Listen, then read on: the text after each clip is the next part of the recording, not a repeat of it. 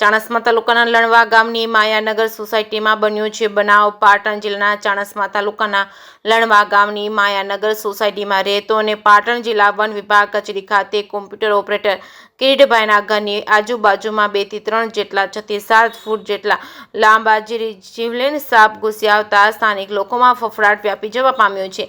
પ્રાપ્ત માહિતી મુજબ પાટણ જિલ્લાના ચાણસ્મા તાલુકાના લણવા ગામની માયાનગર સોસાયટીમાં 2 થી 3 જેટલા લાંબા જીવલેણ સાપ ઘૂસી આવતા સ્થાનિક લોકોમાં 2-3 દિવસથી ફફડાટ વ્યાપી ગયો છે। ત્યારે આજે પાટણ જિલ્લા વન વિભાગ કચેરી ખાતે કોમ્પ્યુટર ઓપરેટર કિરીટભાઈએ આ બનાવ અંગે પાટણ અબોલ જીવ સેવા ટ્રસ્ટના પ્રમુખ રાજુભાઈ રાવલને ટેલિફોનિક જાણ કરતા પાટણ અબોલ જીવ સેવા ટ્રસ્ટની તાત્કાલિક અસરથી બનાવના સ્થળે પહોંચી જઈને 2 થી 3 જેટલા જીવલેણ 6 થી 7 ફૂટ લાંબા સાપનું શોધખોળ કામગીરી હાથ ધરી હતી। જ્યારે આ 2 થી 3 જેટલા સાપની શોધખોળમાં 3 સાપમાંથી એક જીવલેણ 6 થી 7 ફૂટ લાંબુ સાપનું રેસ્ક્યુ કરી સલામત જગ્યા પર છોડવામાં આવ્યો હતો।